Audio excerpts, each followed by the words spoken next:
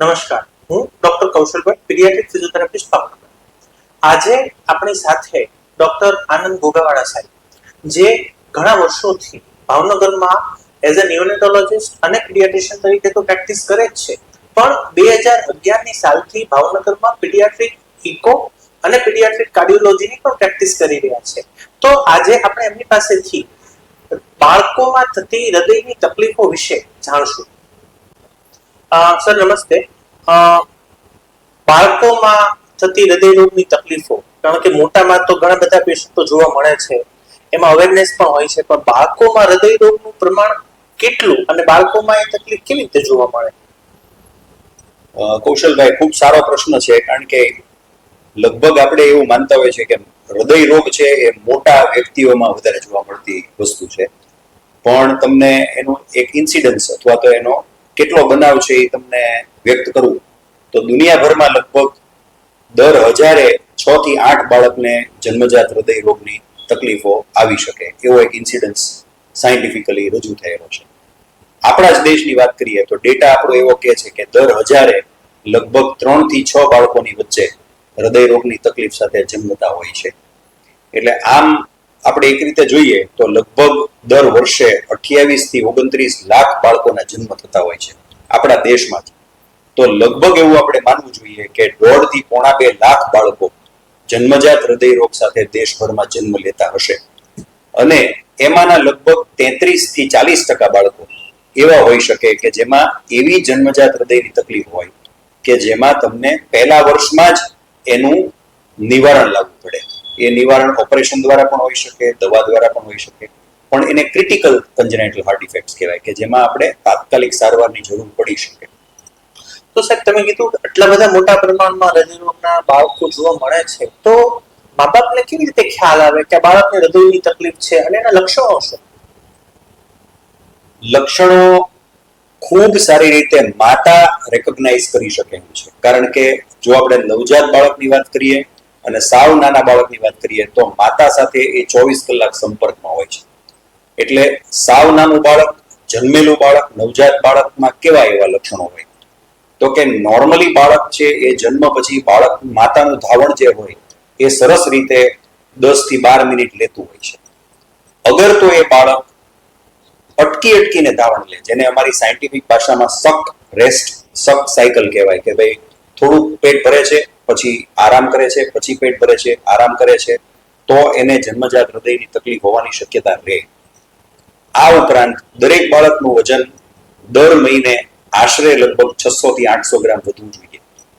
અગર તો એ વજન ઓછું વધતું દેખાય, અથવા આવું અટકીને પેટ ભરતું બાળક હોય, અથવા તો સહેજ શ્વાસમાં તમને વધારો લાગતો હોય જ્યારે બાળક પેટ ભરતું હોય ત્યારે, અથવા બાળક જ્યારે પેટ ભરતું હોય ત્યારે એને કપાળ પર પરસેવો વળતો હોય, અથવા હાથ પગના તળિયા ભૂરા પડવા, અથવા નખ ભૂરા લાગવા, અથવા જીભ અને હોઠ ભૂરા લાગવા, આ બધા જ લક્ષણ એવા છે કે જેમાં માતા પિતા માટે આને અમારી ભાષામાં રેડ ફ્લેગ્સ કહેવાય, કે જેમાં આવું કંઈ દેખાય તો તરત જ એમના બાળકોના ડોક્ટરને સંપર્ક કરે અને એમના સલાહ સૂચનથી એ લોકો હૃદયની તપાસ માટે આગળ વધવું જોઈએ.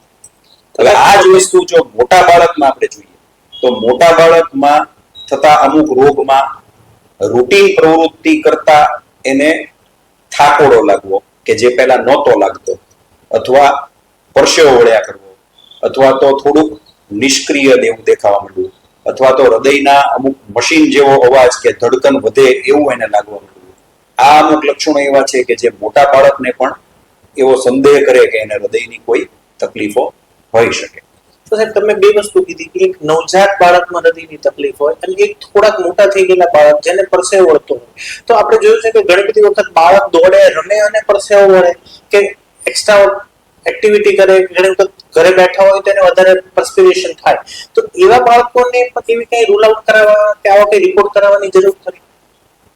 કોઈ પણ પહેલા નોર્મલ હતું અને હવે થતું લક્ષણ એને ઇગ્નોર નહીં કરવાનું, એને અવગણના નહીં કરવાની.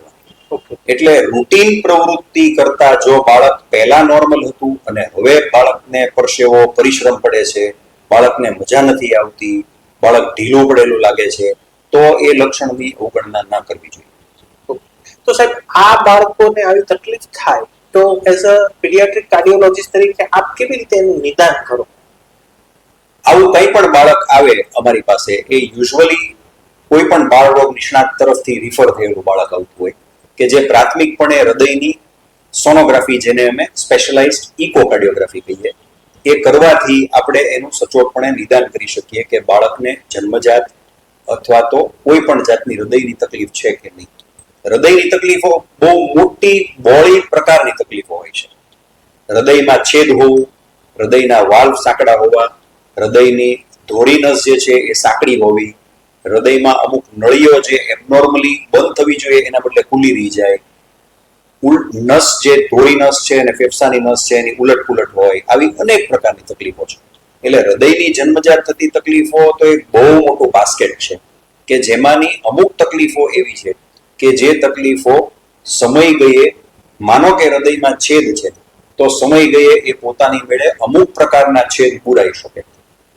અમુક પ્રકારના છેદ એવા હોય છે કે જે અમુક સાઇઝથી મોટા હોય તો એને દવાઓની પણ જરૂર પડતી હોય છે અને અમુક ઉંમર થાય એના પછી એને યોગ્ય સમયે ઓપરેશનની જરૂર પડતી હોય છે.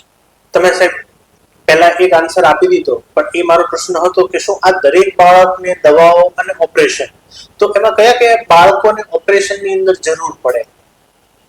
મેં કીધું એમ આ બહુ મોટી બાસ્કેટ છે.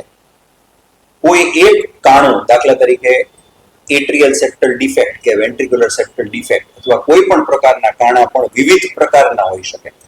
એટલે અમુક એના સ્પેશિયલાઇઝ્ડ તપાસથી નિદાન કરવામાં આવે કે ભાઈ આ કાણું જે છે એ અથવા તો આ જે તકલીફ છે એ પોતાની મેળે મટવા પાત્ર છે. એવી પણ ઘણા બાળકોને તકલીફો હોય તો એને યુઝ્યુઅલી 3-4 વર્ષની ઉંમરની આજુબાજુ એ છિદ્ર બંધ પણ થઈ શકે. અમુક છિદ્ર અથવા તો અમુક બીજી હૃદયની તકલીફ એવી હોય કે જેમાં દવાઓનો સહારો બહુ વહેલી ઉંમરથી આપણે લેવો પડે અને એ દવાઓના સહારાથી એક વખત બાળક સક્ષમ રહે પછી અમુક સ્ટેજ સુધી પહોંચીને એને ઓપરેશન કરવામાં આવે. ત્રીજો બાસ્કેટ એવો હોય કે જેમાં તુરંત જ, માનો કે 1 દિવસનું બાળક છે, 4 દિવસનું બાળક છે, જ્યારે પણ નિદાન થયું ત્યારે એવી પ્રકારની તકલીફો હોઈ શકે કે જેમાં એને તાત્કાલિક જ દવા વગર સર્જરીની જ જરૂર પડે. એટલે આ બધી જ વસ્તુ સ્પેશિયલાઇઝ્ડ ડોક્ટર અને બાળરોગ નિષ્ણાત બેયની વચ્ચેનું કમ્યુનિકેશન દ્વારા જ આપણને ખબર પડી શકે. કોઈ પણ એક બાળક બધા સરખા નથી હોતા. કોઈ પણ બાળકને પોતાની જે તકલીફ છે એ પ્રમાણે જ આપણે આગળ સારવાર અને નિદાન જરૂરી હોય. તો સાહેબ ઓપરેશનની આપણે વાત કરી તો ઓપરેશનનો લગભગ ખર્ચો કેટલો આવે? બહુ સારી વાત છે કૌશલભાઈ, કારણ કે હૃદય રોગ એક એવું બાસ્કેટ છે, એક એવું રોગનું એક જથ્થો છે કે જેમાં બહુ જ ખર્ચાળ સારવારો થતી હોય એવું સામાન્યપણે વર્ગ માનતો હોય છે. તો સરકારશ્રી અને વડાપ્રધાન શ્રી મોદી સાહેબ આપણા ચીફ મિનિસ્ટર હતા ત્યારથી જે શાળા આરોગ્યનો કાર્યક્રમ એમણે શરૂ કર્યો એ એટલો બધો સરાહનીય રહ્યો છે કે આપણા અમદાવાદની એપેક્સ સેન્ટર જે યુએન મહેતા હૃદયરોગ કાર્ડિયોલોજી ઇન્સ્ટિટ્યૂટ છે તેમાં આ ઓપરેશન તદ્દન ફ્રી કરવામાં આવે છે. અને આપને જાણીને ખુશી થશે કે આમાં કોઈ આયુષ્માન કાર્ડ કે કોઈ બીજા કાર્ડની જરૂર નથી હોતી. બહુ જ સાદા 3 કે 4 વસ્તુઓની જરૂર પડે છે જે ગવર્મેન્ટ હોસ્પિટલ ભાવનગર અથવા તો જે પણ ગામ અથવા જિલ્લાનું બાળક હોય તેની ગવર્મેન્ટ મેડિકલ હોસ્પિટલમાંથી એની માહિતી લઈ અને એના જે સહી સિક્કાવાળા કાગળ હોય એના આધારિત બાળકોની સર્જરી તદ્દન ફ્રી કરવામાં આવે છે. એટલું જ નહીં, ઘણીવાર એવી સર્જરી હોય કે જે તાત્કાલિક કરવી પડે, 2 દિવસના બાળકને, 4 દિવસના બાળકને. તો એવી પરિસ્થિતિમાં ત્યાંની ડોક્ટરની ટીમ કાગળની રાહ પણ જોતી નથી. તમને તાત્કાલિક સર્જરી કરી દેવામાં આવે છે અને પાછળથી તમે જે માહિતી મેળવવાની હોય એ કાગળો લઈને જાઓ તો પણ ચાલે છે. એટલે આનો લાભ લેવા જનતાને અપીલ છે. ઓકે સાહેબ, આ બહુ સારી ઇન્ફોર્મેશન જે લોકો સુધી પહોંચે કે ઘણી બધી સરકાર મદદ કરે છે અને બાળકોને આવી રીતે ફ્રીમાં સારી રીતે ઓપરેશન થઈ શકતા હોય છે. પણ સાહેબ ઘણી બધી વખત એઝ અ પીડિયાટ્રિક ફિઝિયોથેરાપિસ્ટ તરીકે અમે જોયું છે કે બાળકને જ્યારે હૃદયની તકલીફ હોય ત્યારે ઘણી બધી વખત એમનો ધીમો વિકાસ પણ જોવા મળતો હોય છે. તો શું હૃદયની તકલીફને કારણે ધીમો વિકાસ જોવા મળી શકે કે બીજા કોઈ કારણો એના હોઈ શકે? ધીમો વિકાસ, વજન ન વધવું, થોડું નિષ્ક્રિય રહેવું, હાઈટ ઓછી રહેવી, આ બધી જ વસ્તુ હૃદયમાં અંદરની જે તકલીફ છે એનો મિરર છે, એનું એક રિફ્લેક્શન છે. પણ એવું જરૂરી નથી કે બધું જ જે છે એ હૃદયની તકલીફને કારણે જ હોય. એટલે જ્યારે આવી નિષ્ક્રિયતા અથવા તો ધીમો વિકાસ જોવા મળે ત્યારે જન્મજાત હૃદયની તકલીફ તો એનું પહેલું જ કારણ હોઈ શકે, પણ એની સિવાયના પણ ઘણા બધા કારણો આપણે જાણવા પડે, જેમ કે ન્યુટ્રિશનલ, બાળક કુપોષિત છે, કુપોષણ છે તો પણ આવું થઈ શકે, કેલ્શિયમનો સ્ટોર ઓછો છે તો પણ આવું થઈ શકે, કોઈ અંદરખાને રોગ છે કે ભાઈ હૃદયના છિદ્રને કારણે એને ન્યુમોનિયા મટતો નથી તો પણ આવું થઈ શકે. એટલે એ કારણોના ઊંડા ઉતરવું જરૂરી હોય છે. ઓકે સાહેબ, છેલ્લો પ્રશ્ન કે આ બાળકોને ઓપરેશન થઈ ગયું કે દવાથી સારવાર કરી તો શું આ બધા બાળકો આગળ જતા આપણી જેમ નોર્મલ જિંદગી જીવી શકે? ચોક્કસપણે. હવે વિજ્ઞાનનો વિકાસ એટલો બધો થઈ ગયો છે કે મોટા ભાગના આ બધી જ તકલીફો પરમેનન્ટલી મટવા પાત્ર છે. એટલે હવે એવો પણ ક્રાઇટેરિયા નથી રહ્યો કે 10 કિલોનું થાય ત્યારે જ સર્જરી થશે અથવા 6 કિલોનું થાય પછી જ ઓપરેશન થઈ શકે, એવો કોઈ ક્રાઇટેરિયા નથી.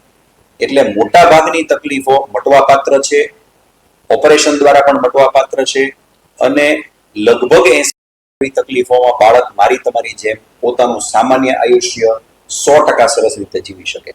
અમુક જ પ્રકારની તકલીફો એવી છે કે જેમાં ઓપરેશન સંપૂર્ણપણે બાળકને સારું નથી કરી શકતા, પણ એવી વસ્તુમાં પણ ઓપરેશન એને ક્વોલિટી ઓફ લાઈફ આપે છે કે ભાઈ જે બાળકને વગર ઓપરેશને બહુ જ લિમિટેશન આવવાના હતા પોતાની પ્રવૃત્તિમાં, એના બદલે ઓલમોસ્ટ નોર્મલની નજીક જીવન પોતે જીવી શકે એવું તો સ્થાન ઓપરેશન આપી જ શકે છે. સાહેબ, આપનો ખૂબ ખૂબ આભાર. તો આપણને આજે ભોગાવાળા સાહેબ તરફથી એક સરસ સંદેશો મળ્યો કે બાળકોનું જો વહેલું નિદાન થાય, નિષ્ણાત પાસે જઈ અને સાચું નિદાન થાય અને સાચા સમયે દવાની કે યોગ્ય જગ્યાએ ઓપરેશન કરી શકો તો બાળક આપણી જેમ નોર્મલ જિંદગી જીવી શકે છે. તો આપણે આગળ ધ્યાન રાખી અને કોઈ પણ આવા લક્ષણો દેખાય તો આપના બાળક નિષ્ણાત અને એમની સલાહથી બાકી બાળકોના જે હૃદયરોગ નિષ્ણાત છે એમની પાસે ચોક્કસથી નિદાન કરાવી અને આગળ વધવું અને બાળકને જો જરૂર પડે તો ઓપરેશન પણ કરાવવું, જેથી બાળક આગળ જતા ઓછી તકલીફ વાળું અને નોર્મલ જિંદગી જીવી શકે. આભાર.